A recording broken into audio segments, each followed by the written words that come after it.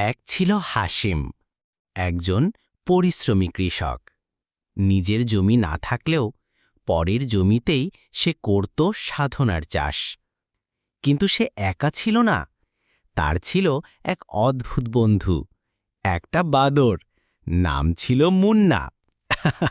মুন্না যেন মানুষের মতোই কাজ করত, গরু তাড়ানো, পানি আনা, এমনকি বীজ ছিটানো সবই করত সে। একদিন হাসিম অসুস্থ হয়ে পড়ে।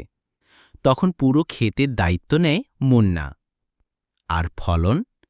আল্লাহর কৃপায় ফলন হয় দারুণ।